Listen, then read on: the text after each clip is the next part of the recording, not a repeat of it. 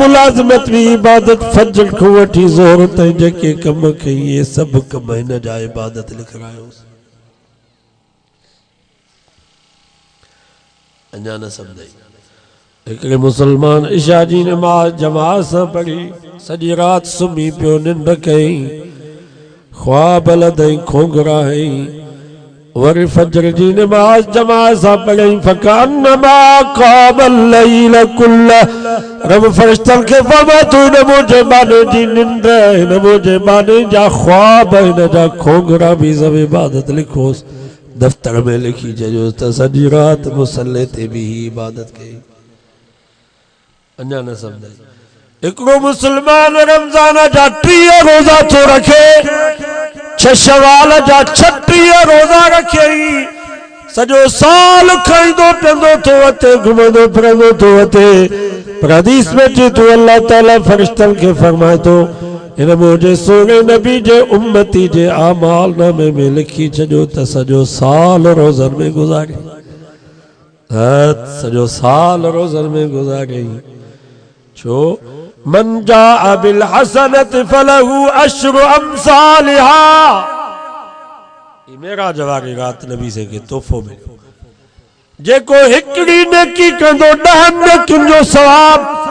हिकड़ी नमाज पढ़ंदो 10 नमाज़ुनि जो सवाब 5 नमाज़ूं पढ़े 50 नमाज जो सवाब जेको 36 रोज़ा रखंदो 36 के 10 से ज़रब कंदो त 360 36 रोज़ा साल में रखो रब आमाल नामे में लिखराए थो जॾहिं त मुंहिंजे बाने सॼो साल रोज़नि में गुज़ारियो।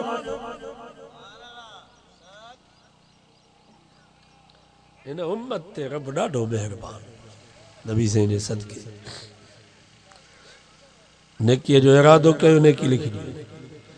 हदीस में अचे तो जॾहिं बानो नेकीअ जो इरादो कंदो आहे तबली जमात वारा चवंदा आहिनि भाई नेकी का इरादा तो करो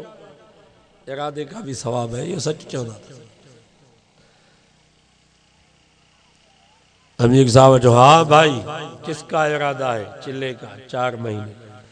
हिकिड़ो जमायती उथी बीठो जैसे चिल्ले जो इरादो अमीर साहब बुक में लिखियो फलानो पुट फलानो जो चिल्ले जो इरादो रब किरामल कातिबीन खे चई छॾियो त तव्हां लिखी छॾियोसि त 40 ॾींहं वियो अल्लाह जे रस्ते में।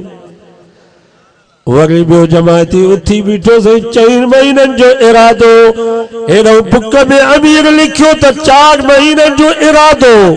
फलानो पुट फलाणे जो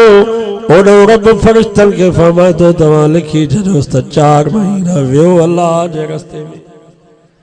नेकीअ जो इरादो कंदो आहे बानो त नेकी लिखजी वेंदी आहे। हदीस में अचे थो जॾहिं बानो नेकीअ जो इरादो कंदो आहे नी उहो सॼे कुल्हे ते जेके फरिश्ता वेठा आहिनि उहे नेकियूं लिखंदा आहिनि रब खे चवंदा आहिनि या अल्लाह ई तो जो बानो नेकीअ जे इरादे सां निकितो आहे तव्हां चवंदो त उन्हनि खे ख़बर कीअं थी पए। हदीस में अचे थो जॾहिं बानो नेकीअ जो इरादो कंदो आहे त उन्हनि फरिश्तनि खे उन जे जिस्म मां ख़ुशबू ईंदी आहे उहे सम्झी वेंदा आहिनि त यार नेकीअ जे इरादे सां निकितो या अल्लाह ई तो जो बानो वञे थो नमाज़ पढ़ण जे लाइ वञे थो ई वाइज़ जलसो ॿुधण जे लाइ ई निकितो आहे ग़रीब मिस्कीन जी ख़िदमत जे लाइ नेकी लिखोसि अल्लाह से फरमाईंदो आहे हाउ लिखी छॾियोसि सम्झो सुभान अल्लाह हा लिखी छॾियोसि। उलमा खां पुछी ॾिसो हिकिड़ो मुसलमान वज़ू करे निकितो त मां मस्जिद में वञी नमाज़ पढ़ा रस्ते में मरी वियो इहा नमाज़ क़यामत जे ॾींहुं उन जे आमाल नामे में लिखी पई हूंदसि। हिकिड़े मुसलमान पासपोर्ट ठारायो पैसा जमा कराई त मां हज ते थो वञा अचानक कोरोना अची वई वीचारो वञी न सघियो बंदिश थी वई अल्लाह अकबर मरी वियो क़यामत जो ॾींहुं थींदो हज उन जे आमाल नामे में लिखियो पियो हूंदसि। नेकी जो इरादो कई नेकी लिखजी वई वरी जनमला बानो नेकी करे बस तो करे रब फरमा तो हाणे ॾहूं कयोसि सचो सुभान अल्लाह मन जा बिल हसन फलहु अश्रु अमसालिहा एक नेकी कई सवाब ॾह नेकिन जो नमाज पढ़ी बस कई रफ़मा तो आगे 10 नमाजूं लिखोसि कुरान मजीद जो सिपारो दौर कई रफ़ा में तो लिखी छॾियोसि त 10 सिपारा दौर कई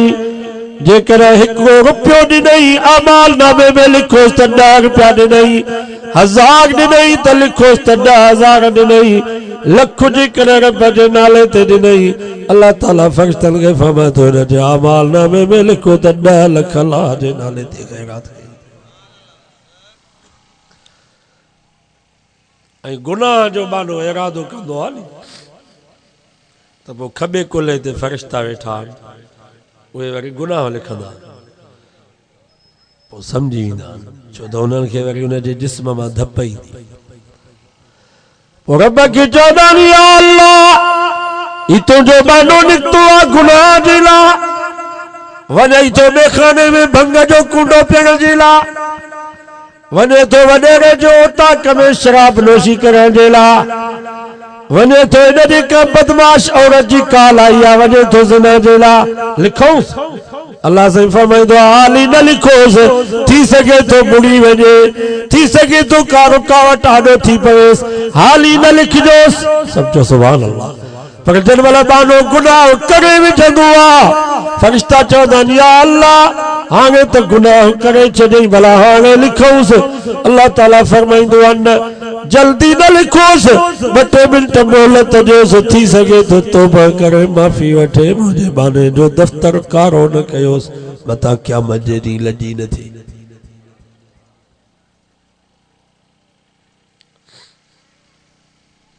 बस पोइ जॾहिं तौबा बि न कंदो आहे माफ़ी भी न वठंदो आहे पोइ रब फरमाईंदो आहे भला लिखोसि भला हिकिड़ो गुनाह वधीक न लिखिजोसि अल्लाहु अकबर लिखोसि पर हिकिड़ो गुनाह लिखोसि वधीक आहे रब जहिड़ो को महिरबान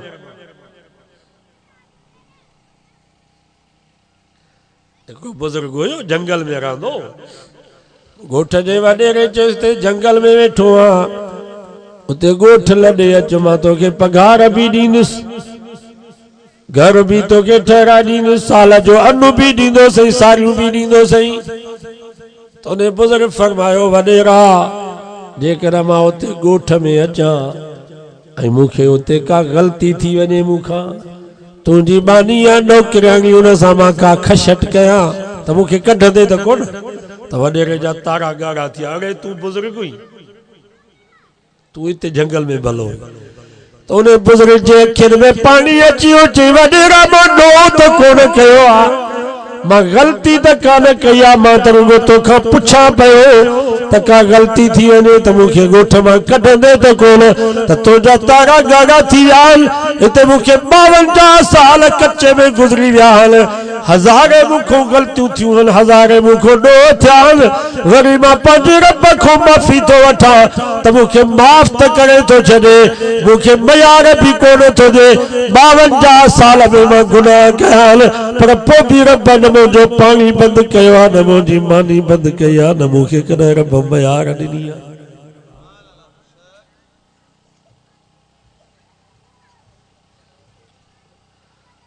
असांजी सुन्नी सरकार जॾहिं मुलाज़िम रिटायर थींदो आहे नी पोइ हुकूमत उनखे चवंदी आहे बाबा तो जवानीअ में असांजी ड्यूटी ॾिनी आहे हाणे असां 15-20 लख बि तोखे ॾियूं था हाणे महिरबानी करे घर हली वियो हाणे असांजे कम जो न आई तोखे मरा घड़ी ताईं अधु पेंशन ॾींदासीं अधु पेंशन मिलंदी आहे यार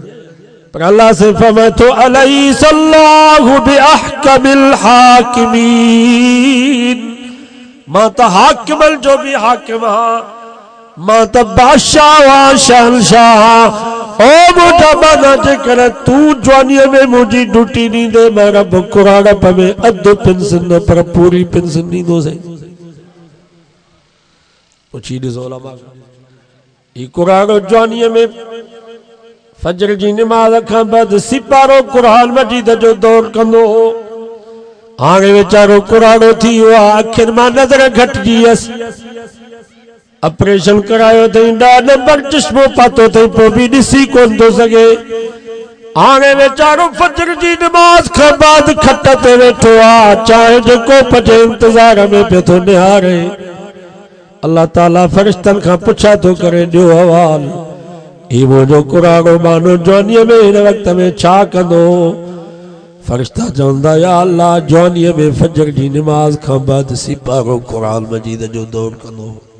हाणे हाणे वेचारो मजबूर आ, ॾिसी कोन थो सघे, नज़र कान थी पवेस। हाणे त वेठो आ, चाहे जेको पजे इंतजार,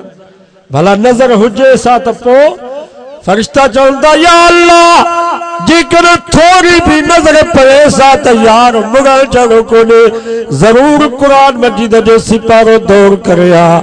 पर या अल्लाह वेचारो मजबूर आ। अल्लाह जो रहम जोश में अची थो वञे, रफ़ मां तो चङो भला लिखी छॾियोसि दफ़्तर में त सिपारो कुरान मजीद जो दौर करे छॾियईं, पेंशन पूरी ॾींदोसांसि। जवानीअ में 5 वक्त जमात सां नमाज पढ़ंदो हो, मस्जिद जी पहिरीं सिफ़ में तकबीर ऊला में शरीक